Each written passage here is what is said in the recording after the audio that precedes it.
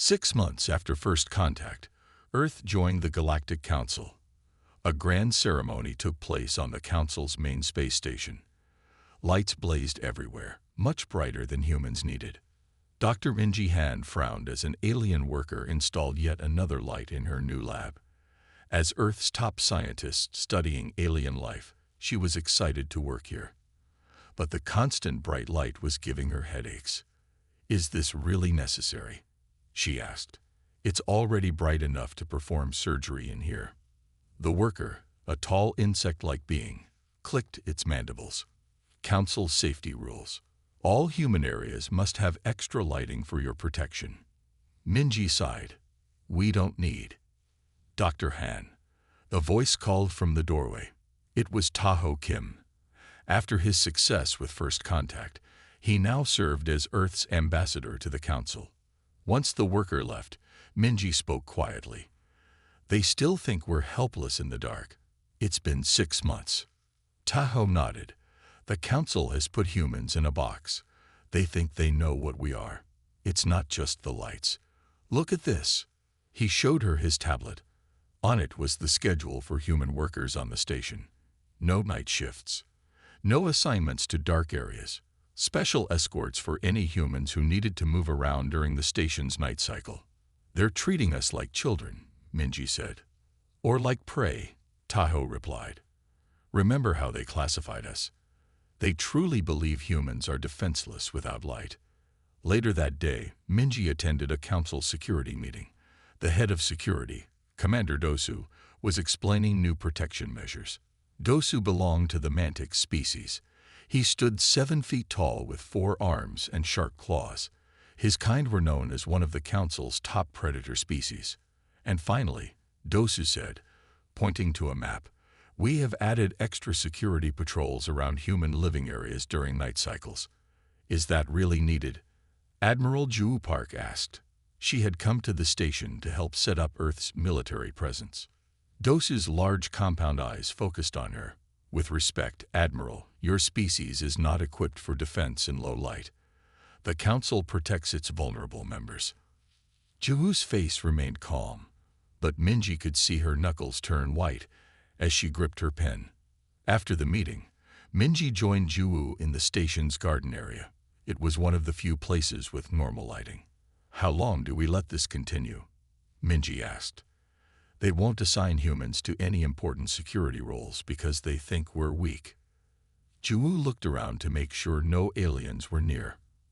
"Earth Command says to play along for now. We're still learning about Council technology. Once we catch up, we can show them what humans are really capable of." Their conversation was interrupted by a loud alarm. Red lights flashed throughout the station. A voice boomed over the speakers. "Alert! Pirates attacking the joint colony on Proxima B. All defense forces report to Docking Bay." Juwu and Minji rushed to the command center. It was chaos. Screens showed a small fleet of ships attacking the colony. Proxima B was one of the first joint human-alien settlements. Commander Dosu was giving orders. "Move all ships to defend the colony. And send special transports for the humans there. Get them out before nightfall." "Wait," Ju said. "The human colonists are trained. They can help defend." "Impossible." Dosu cut her off. "Night is falling on their side of the planet. They will be helpless. We must evacuate them first." Minji and Ju exchanged looks. The Council still had no idea that darkness wasn't a human weakness. As rescue ships launched, Ju received a private message on her device. It was from the human security chief on Proxima B. "Pirates don't know what they're in for. We've cut the colony's lights. Night has always been when humans hunt best. Stand by for our signal." Ju smiled.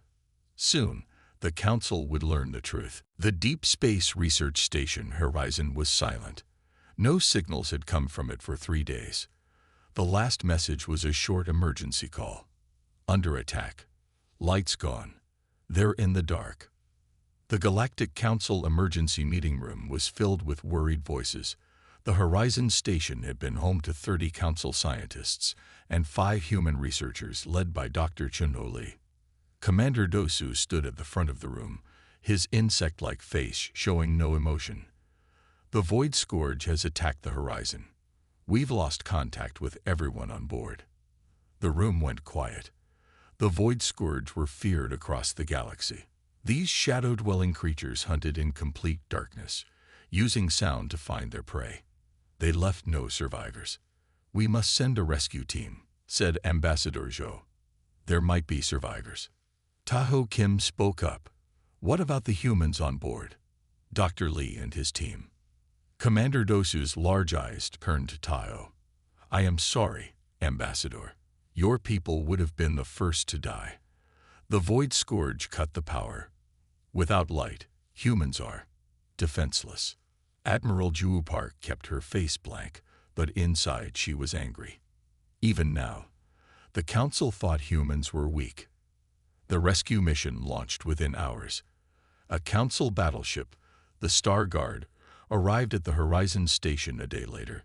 The boarding team wore special light armor and carried powerful lamps. The Void Scourge hated bright light. "Be ready for bodies," the team leader told his soldiers. "No one survives the Scourge." They cut through the sealed door and entered the dark station. Their lights showed signs of a violent fight. Dark blood stained the walls. Broken equipment lay everywhere. As they moved deeper into the station, they found dead Void Scourge creatures. At least 10 of them. The Scourge looked like big black cats with no eyes and too many teeth, but something had killed them. "This is strange," said the team leader. "Who killed these Scourge?"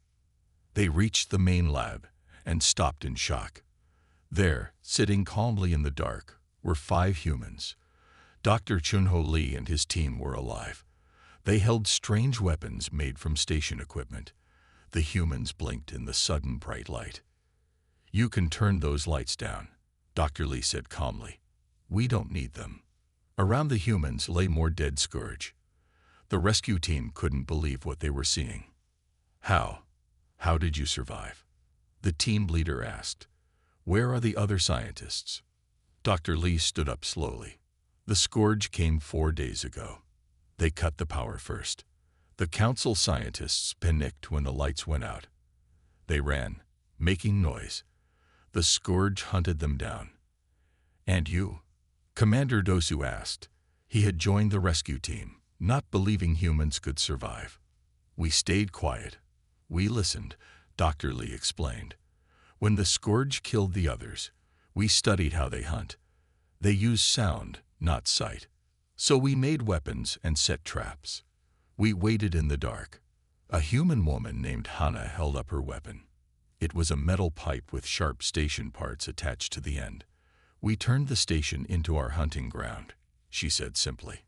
Commander Dosu looked confused. "But humans, you need light to see. You are afraid of the dark." Dr. Lee smiled. "That's what you all think. But humans learned to use darkness long ago. We don't fear it. We use it." On the trip back to Council space, the 5 humans were quiet. The Council members kept their distance, looking at the humans with new eyes. When they returned, Admiral Zhu Park was waiting. Dr. Lee handed her a small device. "What's this?" she asked. "Data on the Void Scourge. Their weaknesses, how they move, how they hunt," he replied. "Tell Earth Command. We know how to fight them now." Zhu nodded. "The Council is confused. They thought you would be the first to die." Dr. Lee looked tired but proud. "They thought darkness was our weakness. They were wrong. In the dark, humans become the hunters." The huge alien ship hung in the sky above New York. It was 3 times larger than the biggest human ships. Its metal skin glowed with strange blue lights. People on the ground pointed up and stared with open mouths. Taho Kim fixed his tie and took a deep breath. As Earth's top diplomat, he had to make sure this first meeting with aliens went well. Next to him stood Admiral Zhu Park, tall and strong in her crisp military uniform. They waited on the roof of the United Nations building for the alien shuttle to land. "Remember," Taho said quietly, "be friendly but careful. We know nothing about them." Juwu nodded, her hand resting near her gun. I don't like that they came without warning. It feels like a show of power. The alien shuttle touched down with a soft hiss. It was smooth and shaped like a teardrop. A door opened, and 3 beings stepped out. They were not what anyone expected. The aliens stood on 2 legs, but that was where the similarities to humans ended. Their skin was pale blue and seemed to glow slightly. They had 4 arms, each and large, round eyes that took up most of their faces. These eyes had no pupils, just solid yellow orbs that seemed to shine. The tallest alien stepped forward. Greetings, humans of Earth. I am Ambassador Zhou of the Galactic Council. We come in peace and friendship. Its voice was surprisingly clear, translated through a small device on its chest. Tahoe bowed slightly. Welcome to Earth. I am Tahoe Kim, Earth's diplomatic representative, and this is Admiral Zhu Park of our defense forces. The next few hours were a blur of introductions and basic information exchange. The aliens, who called themselves the Lumini, explained that they represented a union of over 30 space-traveling species known as the Galactic Council. As evening approached, something strange happened. The aliens began to look nervous. Their glowing skin brightened, and they kept looking at the setting sun. Perhaps we should continue this tomorrow, Ambassador Zhou said suddenly. You must need rest, and we have much to discuss. Tahoe was confused. We were hoping to show you around the city. There's a dinner planned. The aliens looked at each other. At night, in the darkness, asked one of them, clearly surprised. Yes, said Juwu. Is that a problem? Ambassador Zhou touched its translation device. We did not realize humans function in darkness. Most council species either come from worlds with constant light or have natural night vision. We assumed. Assumed what? Tahoe asked. That like many species you feared the dark and were vulnerable in it, Zhou said simply. Juwu tried not to smile. Humans evolved as diurnal creatures, but we've mastered darkness. We live, work, and yes, even celebrate in it. The aliens seemed shocked by this. They whispered among themselves in their clicking language. Later, as they walked back to their temporary offices, Tahoe checked his tablet. Our computer specialists gained access to some of their open data files. He told Juwu, look at this. On the screen was a council species classification chart. Humans were listed under like-dependent prey species. Juwu laughed. They think we're afraid of the dark. That we're prey. They don't understand us at all, Tahoe said. They evolved with natural night vision, or on planets without night. They've never had to adapt to darkness like we did. Should we correct them? Juwu asked. Tahoe thought for a moment. Not yet. Let's see what else they assume about us first. It might be useful to be underestimated.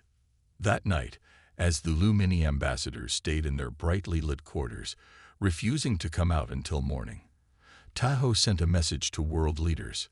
The Galactic Council thinks humans are weak and afraid of the dark. They've classified us as prey animals. They don't know that throughout our history, darkness wasn't just something we overcame. It was something we learned to use. They don't know that in the darkness, humans don't cower. We hunt. The human ship reached Proxima mining colony in 3 days. From orbit, they could see that half the colony was dark. Emergency lights glowed weakly in some sections. Colonel Jimin Ryu looked at the colony map with his team leaders. Sensors show about 40 Void Scourge inside. The surviving miners are here. He pointed to a sealed area, but the Scourge are trying to break through. How do we get in without the Scourge hearing us? Asked Lee, one of the team leaders. Jimin smiled. We don't try to sneak past them. We shut down everything and make it dark everywhere. Then we hunt. The Council had sent a support ship that stayed in orbit. Commander Dosu watched from there, along with several officers. They're doing what? Dosu asked in disbelief when he heard the plan. They're shutting down all remaining power, the communication officer explained. They say they want complete darkness. Dosu couldn't understand. Even his species, with good night vision, preferred some light when fighting.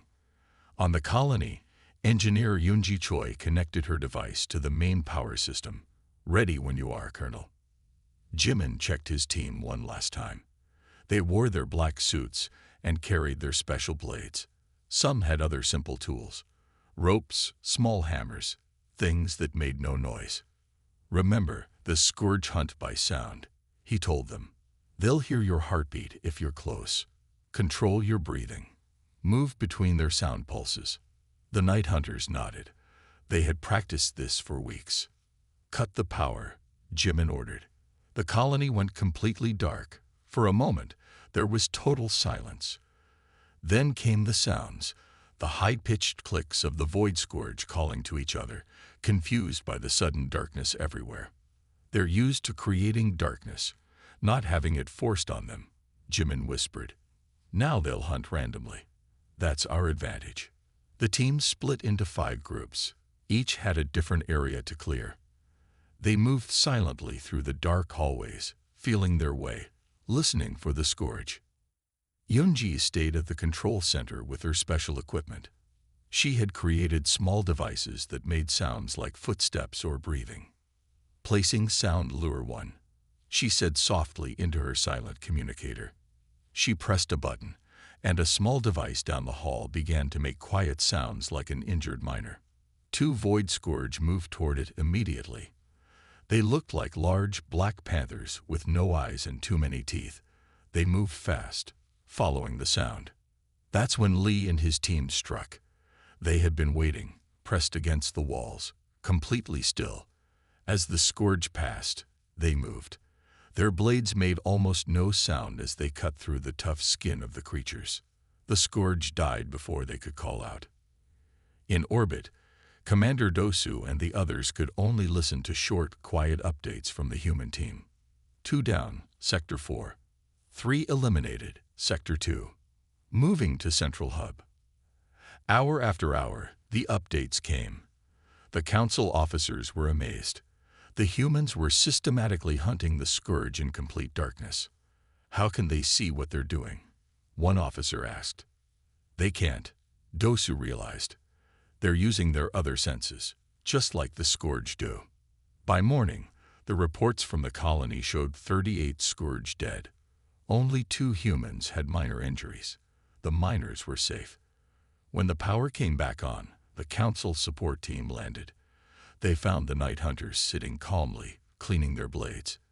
Dead Scourge lay everywhere. "Impossible," whispered a Council scientist, looking at the bodies. "You killed them all in complete darkness." Jimin stood up slowly. "Darkness isn't a disadvantage if you know how to use it." Colonel Ryu sent his report directly to Admiral Juwu. "Operation successful. All Scourge eliminated. We've learned more about how they hunt. They aren't as good in complete darkness as we thought. They need some light to see their prey's fear. When everything is dark, and their prey isn't afraid, they become confused." When the night hunters returned to the Council station, they weren't celebrated as heroes.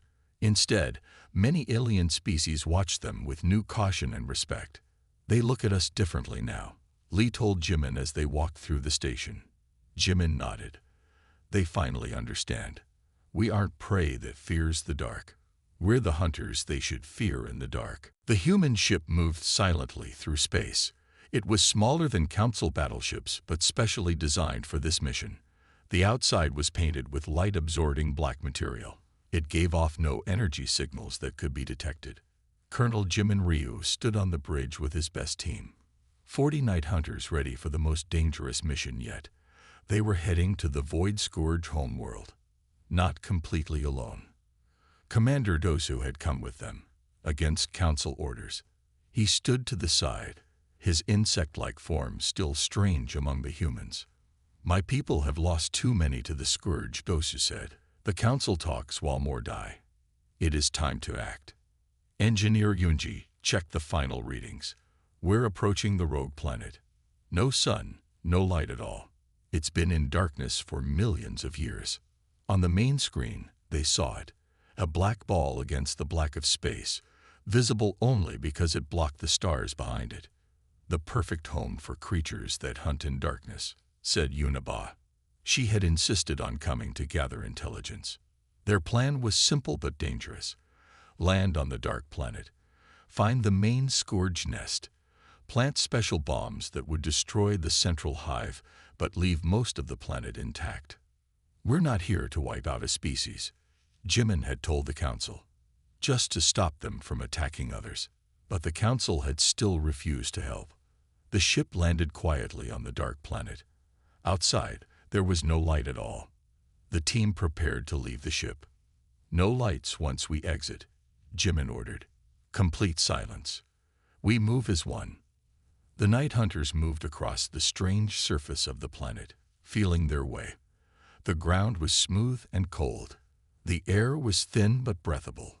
And all around them, they could hear the clicking sounds of Void Scourge. "There are thousands of them," whispered Dosu, his alien eyes seeing better than human eyes in the darkness. "Stay calm," Jimin replied. "Follow the plan." They moved deeper into the planet, following Yuna's directions. The Scourge seemed to ignore them at first. In complete darkness, moving silently, the humans were hard to detect. But as they got closer to the center, something changed. The clicking sounds became more organized. The Scourge began to move with purpose, circling the human team. "They know we're here," said Yunji. "But how?" That's when they saw it. In the absolute darkness, a faint glow began to appear ahead of them. It was coming from a huge cave. Inside the cave, they found something no one expected. A massive, glowing brain-like structure filled the center. Around it, hundreds of Void Scourge moved in patterns, almost like a dance. "It's a hive mind," Yuna realized. "The Scourge aren't just animals.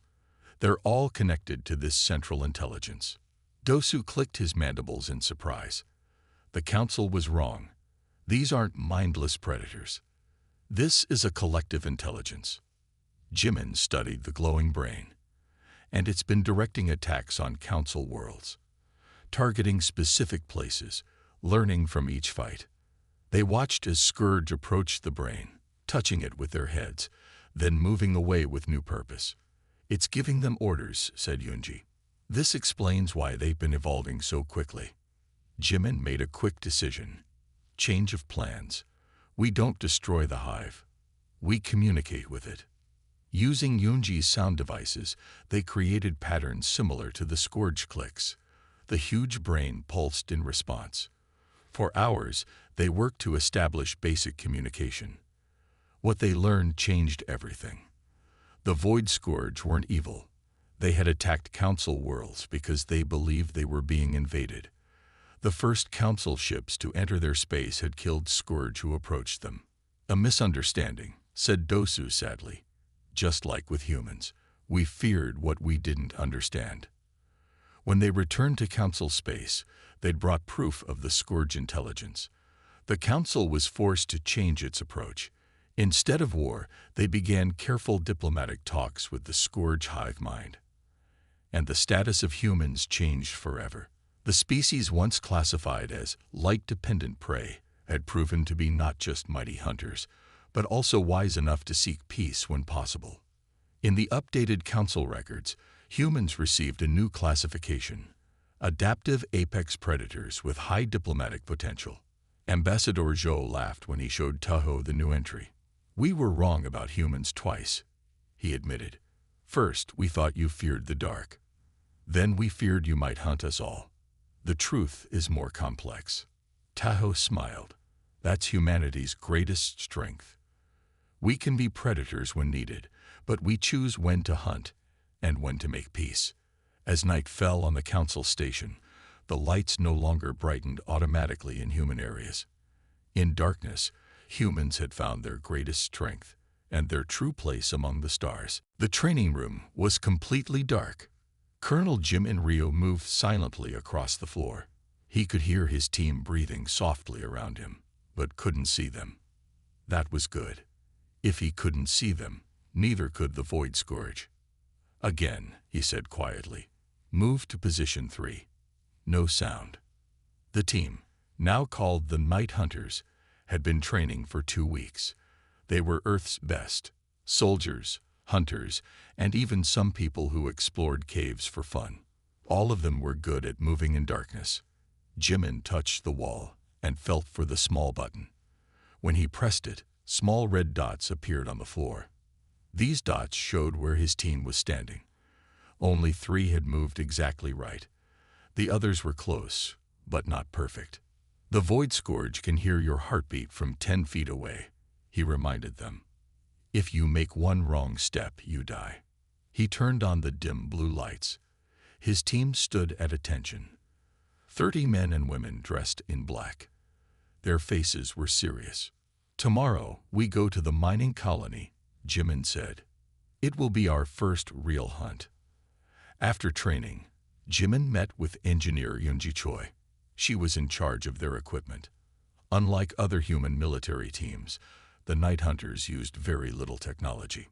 "Show me what you've made," Jimin said. Yoonji opened a case. Inside were black suits made of special material. "These absorb sound," she explained.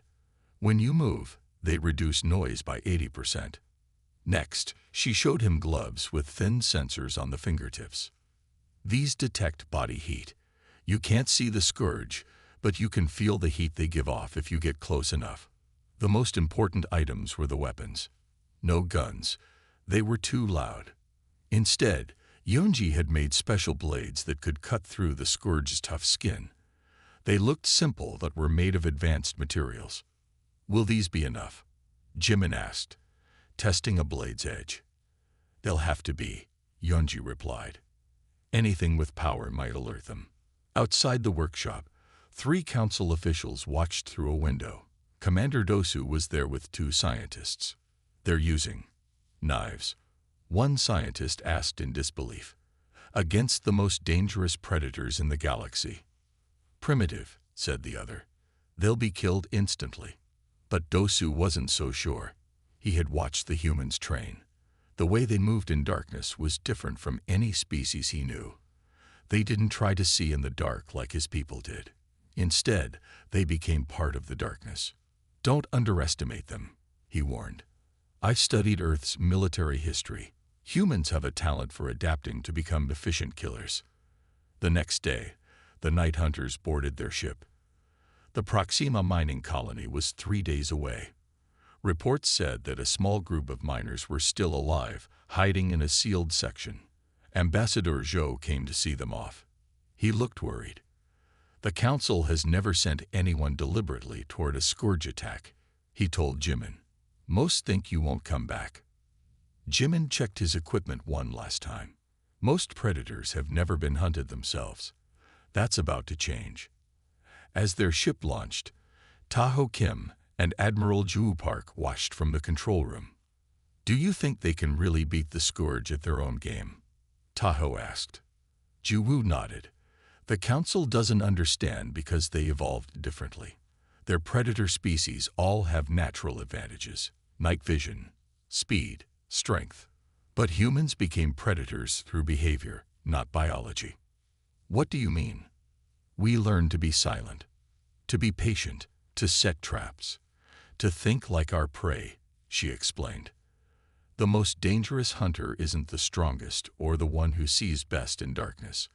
It's the one the prey never notices until it's too late." In the ship heading toward Proxima, Jimin gathered his team. "The Council thinks we're on a suicide mission," he told them. "They still don't fully understand what humans can do in the dark." He looked at their determined faces. "Let's show them why. Throughout human history, darkness was never our enemy. It was our hunting ground." 3 weeks after the Horizon Station incident, another attack happened. This time, the Void Scourge hit a major Council colony on Kepler 4. Over 5,000 aliens died in one night. The emergency alarm rang through the Council station. Officials rushed to the main control room, where large screens showed the devastation. "They're getting bolder," said Ambassador Zhou, his blue skin pale with worry. "This is the 4th attack this month." Commander Dosu pointed to a star map. Red dots marked all recent Void Scourge attacks. They're spreading faster than we can respond. Our normal defenses don't work against them. The Void Scourge were unlike any enemy the Council had faced before. They moved in complete darkness, using sound to hunt their prey. Even species with excellent night vision couldn't spot them easily. The Scourge seemed to know how to avoid being seen. Dr. Minji Han studied the attack patterns. They're smart. They always cut power first, then hunt in the dark. They know most Council species panic without light. Like the Lumini, said Taho Kim, looking at Ambassador Zhou. The Lumini evolved on a planet with 3 suns. They never experienced natural darkness until they went to space. Commander Dosu clicked his mandibles nervously. Even my people struggle against them. We can see in darkness, but the Scourge can sense our movements and avoid our gaze. A tall, quiet human entered the room. It was Commander Hyuk, recently arrived from Earth. He had led Earth's special forces for 10 years before coming to the Council station. The Void Scourge hunt by sound, he said simply. So we must become silent. They use darkness as a weapon. So must we. The aliens turned to look at him. What do you suggest? Asked Ambassador Zhou. Commander Hyuk stepped forward and touched the star map. Let me form a special team. Humans trained to hunt in complete darkness. No tech that makes noise. No lights. Just human instinct and simple weapons. Commander Dosu looked doubtful. You want to fight the Scourge using primitive methods. They kill thousands. Sometimes old ways work best against new enemies. Hyuk replied calmly. The Scourge expect panic when the lights go out. They don't expect hunters waiting for them. The council members argued among themselves. Some thought Hyuk's idea was foolish. Others were desperate enough to try anything. Admiral Ju Park spoke up. The Horizon Station proved humans can fight the Scourge. 5 researchers with no combat training killed over 20 of them. Imagine what trained soldiers could do. Finally, Ambassador Zhou made the decision. We will try Commander Hyuk's plan. How many humans do you need? 30, Hyuk answered. The best hunters from Earth. Within days, a ship arrived from Earth carrying Hyuk's chosen team. They didn't look impressive to the Council aliens. They carried no energy weapons, no fancy armor, just simple black clothes and handmade tools. Minji watched them train in the station's large cargo bay. They had turned off all the lights, making it completely dark. The aliens couldn't see what was happening, but they could hear occasional soft footsteps and quiet breathing. When the lights came back on, the humans were standing in different places, having moved silently through the darkness. What are they doing? Asked a Lumini scientist next to Minji. Becoming invisible, she answered. That night, an emergency call came from Proxima Station, a mining outpost 3 light years away. The Void Scourge had attacked. Most of the station was dark. Hundreds were trapped inside. Commander Hyuk's team prepared to leave immediately. As they boarded their ship, Commander Dosu approached Hyuk. Your people aren't ready, he said. This training is too basic. The Scourge will kill you all. Hyuk smiled slightly. This isn't our training. It's our warm-up. Humans have been hunting in darkness for thousands of years. We're just remembering old skills. As their ship departed, Admiral Ju watched from the control room. Do they have a chance? Ambassador Zhou asked her. More than a chance, she replied. For the first time, the Void Scourge will know what it's like to be hunted. News of the Night Hunter's success spread quickly through Council space. In the weeks that followed, 3 more human teams formed to fight the Void Scourge. Their victories continued. The Scourge, once feared by all, now seemed to avoid places where humans were stationed. In the main council meeting hall, a heated debate was taking place. Ambassador Zhou stood at the center, addressing the representatives of 30 species. We must recognize the humans' contribution, he announced. I propose we change their classification in our records from light-dependent prey species to adaptive predator species. Many council members nodded in agreement, but not all. The Lumini delegation seemed especially troubled. These humans hunt too well. said the Lumini speaker. First, they help us against the scourge. But what happens when they decide to hunt other species? Us, perhaps. Tahoe Kim stepped forward. Humans have never shown any aggression toward council species. We fight the scourge because they are a threat to all of us. But the seed of fear had been planted. Some council species now view humans with the same caution they once reserved for the void scourge.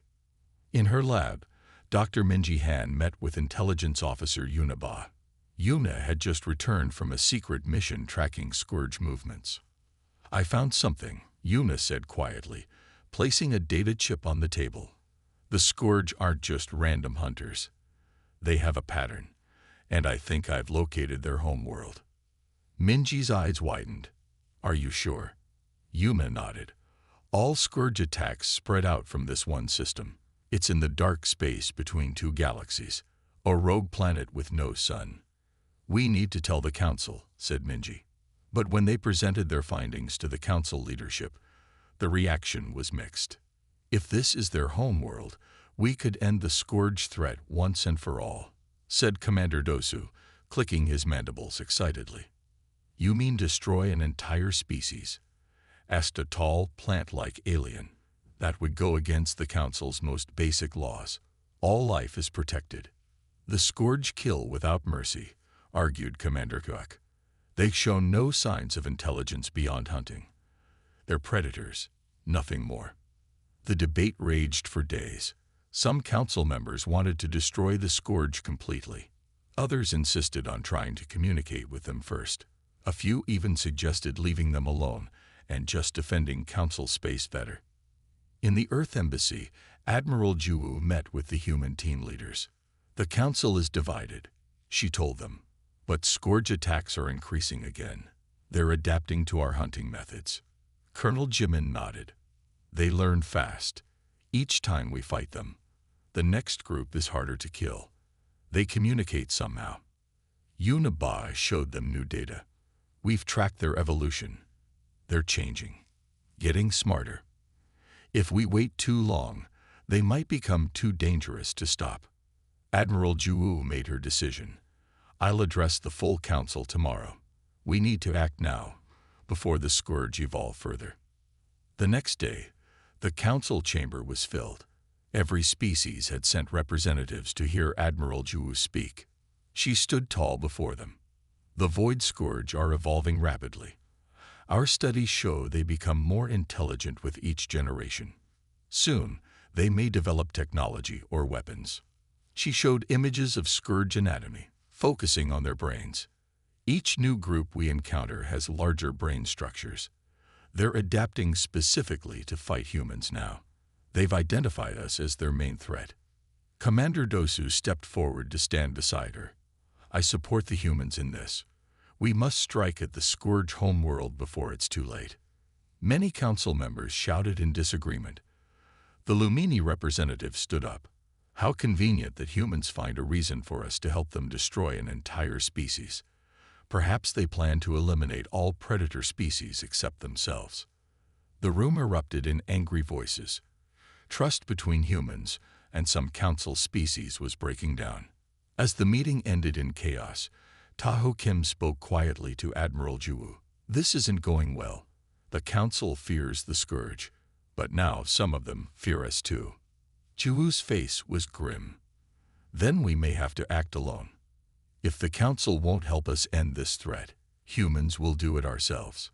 Colonel Jimin, who had been listening, nodded, just like we've always done. When the darkness threatens us, we don't run from it. We hunt in it. The main council chamber was filled with representatives from 30 alien species.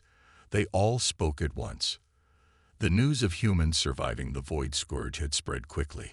Captain Suman Kang stood calmly at the center of the room. As Earth's military liaison, she had been called to explain what happened on the Horizon Station. Ambassador Zhou raised his hands for quiet. Captain Kang, the council demands an explanation. How did 5 humans survive when our best scientists died? Did you hide special technology from us? Suman looked around the room. The aliens watched her with suspicious eyes. Some looked afraid. No hidden technology, she said clearly. Just human nature. Impossible, shouted Commander Dosu. All records show humans fear darkness. You evolved as prey animals who relied on daylight for safety. Suman smiled. You misunderstood us from the beginning. Humans don't fear darkness because we're weak. We fear it because we know what we become in it. The room went quiet. Explain, said Ambassador Zhou. Suman touched a control, and a display lit up behind her. It showed ancient cave paintings of human hunters. Early humans were not the strongest or fastest animals, she began. We couldn't see in the dark like night predators, but we adapted. We became ambush hunters. We used darkness as a tool. The display changed to show night battles throughout human history. While other species evolved night vision, we evolved something different. We learned to use our other senses. We became more dangerous when we couldn't see. The council members shifted uncomfortably. In human history, the most feared warriors were those who mastered fighting in darkness. Our special forces trained to fight when blind. Our hunters track by sound and smell. The dark doesn't weaken us. It awakens old instincts. Ambassador Zhou looked troubled. Why didn't you tell us this before? Taho Kim stepped forward from his seat.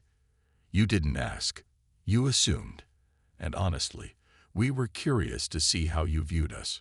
Commander Dosu's mandibles clicked rapidly. This changes everything. You let us believe humans were vulnerable to gain advantage.